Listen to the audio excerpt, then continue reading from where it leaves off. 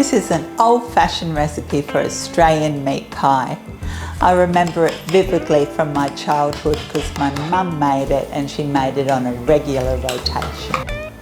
It's really delicious, easy to throw together. Most of the work is done in the oven. You do have to plan ahead just a little bit because the meat mixture has to cool down before you assemble the pie. Pair it with mashed potatoes and green peas and you've got a little bit of Australia on the plate. It's a nostalgic dish that will become a family favourite, I'm sure. And this is how it goes. You'll need 1 kilo of stewing steak. I like using chuck, which is also known as braising steak or gravy beef. These packets already came diced. They're cut a bit small, but normally I'd cut them into bigger chunks. Anyhow, it doesn't matter, it'll still work. Add a few tablespoons of flour to a bowl, a teaspoon of salt, teaspoon of pepper, and all you want to do is lightly flour the meat. There's only a handful of ingredients in this pie, and if you like kidneys, which I don't, you can always skin a couple of kidneys and chop them into small pieces and coat them in the flour too, and then it'll be a steak and kidney pie. Now time for frying it. So preheat your oven to 160 degrees fan or 180 with no fan. So over a medium-high heat, heat your pan up just for a couple of minutes. In the old days we used dripping or lard, but butter, dripping, lard, oil, or I'm using some beef tallow that I picked up the other day, which I'm really curious to know how that tastes. And then working in batches, just brown the meat. Try not to overcrowd the pan because the goal here is to get some nice brown colour on the meat. So when I brown meat, I don't touch it. I just put it in there and leave it be until it's a couple of minutes and I can see some brown on the bottom. And then I just flip it all over. And you end up with some beautiful colour on the meat. And not every piece has to be absolute brown, just as long as the majority is. Have a casserole dish ready, and as the meat is browned, place it in the casserole dish. And you will have to add more oil to brown your next batch because the flour does absorb a lot of that fat. And I won't touch it for a few minutes and then I'll flip it over. And as long as you didn't burn it during this process, all of that frond is such awesome flavour. So into the pan put 2 just roughly chopped onions.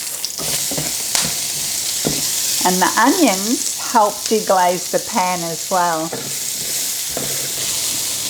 And once the onions have been cooking for a couple of minutes, I've been stirring quite often, then add 900 mils of either stock or water and stock cubes. And in my case, I'm using 900 mils of water and 3 stock cubes. And this should totally deglaze the pan. So once that has come to the boil, and I have been stirring a bit to get the crust off the bottom, and it worked, add just 1 small bay leaf and pour this over the beef. Now you're probably thinking, gee, that's thin, but there's lots of flour on the meat. This goes in the preheated oven for 1.5 hours.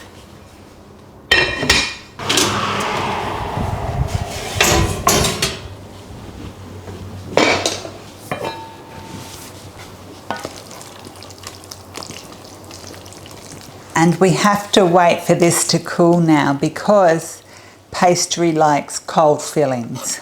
And if you look at the meat, it's tender as, and it's still got another 40 minutes to cook when we put it in the pie, which will even make it more tender, but it smells delicious.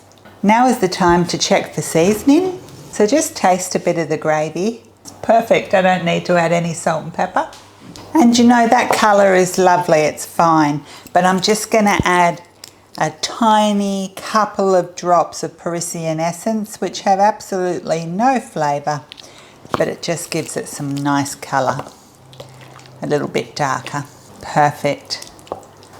And that is just good like it is. You don't even need to make a pie. And to cool it down quicker, I like to transfer it to another bowl and take it out of the hot pot. You'll need a hot oven initially, so preheat it to 200 degrees Celsius with a fan or 220 degrees Celsius without a fan. So this gluten-free pastry comes in pieces like that, but it's quite pliable. So I've just rolled it into a ball. If you're working with regular pastry, it's so much easier. So I want it bigger than this pie dish. And then from this piece, I'm just going to cut like a 1-inch strips. And I just take a little water and I wet the edges. Now, this is not a true pie dish. A true pie dish has like a flatter side. My only alternative was this one, and I think it's going to be too big. But see, it's got the flat edge. That's what you sort of want. And this is more like an apple pie or quiche dish, but I'll make it work. And then lay the strips over the edge and just press them in. Now my mum always had a specific funnel that she put in the middle of her pies, but you could use like an egg cup, or this is a Dario mould. It's just going to support the pastry after we've put the meat in so it doesn't sink in the middle, and I think this one should work okay. So as long as your filling is at room temperature, it should work fine. Now put whatever you've decided to use in the middle, and that will support the pastry. And then just wet the pastry strip with some water.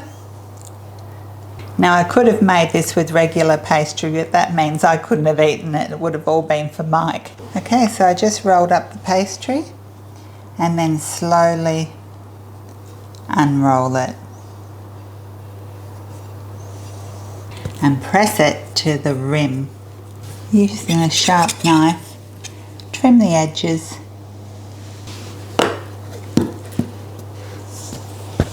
Crimp them together just using your thumbs. Dipped in a bit of flour helps.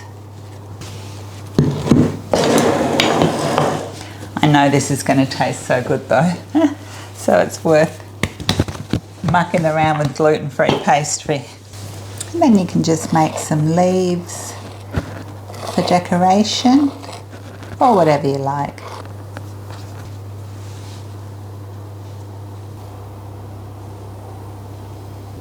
And you can brush it with a beaten egg or some milk.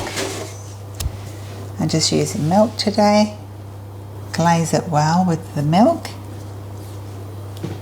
And the last thing you do is just put a couple of slits in the pie, which allows the steam to escape. So I just put one each side. Got a gluten-free hole there. Just patch that one up. It's going to look artistic anyhow. So that goes in the oven for 15 minutes, and then we reduce the heat to moderate, around 170 degrees Celsius with a fan, and cook it for another 20 to 25 minutes. So about 35 to 40 minutes all up. Right, the pie is ready, but I just want to show you something quick that Mike put me onto, and it's actually a German thing. So when you make your mashed potato and you've seasoned it, and you've put butter and milk or whatever you like in it, take a few tablespoons, just like a half a medium or a half a small finely diced onion, and just the tiniest pinch of nutmeg. And this is a really delicious addition to mashed potato. I was a bit hesitant when he told me years ago, but now I just love it. But just the slightest pinch of nutmeg. Nutmeg can be very overpowering. And mix that through your mashed potato. And it is delicious. So this is the gluten-free pastry. So it's come away from the funnel.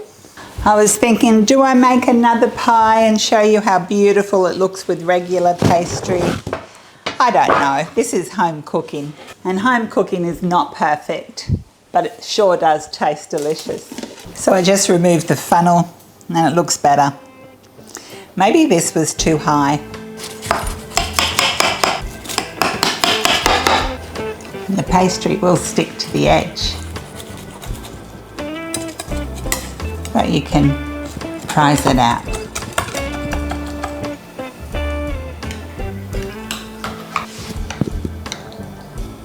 So a nice bit of pastry on the plate. And that beautiful tender beef. Look at that. Some mashed potato, some green peas, and we've got all that left over to eat. And one last thing that I forgot, some good old tomato sauce. Thank you so much for watching. This is truly a delicious meal. Hopefully I'll see you again soon. My dinner's ready!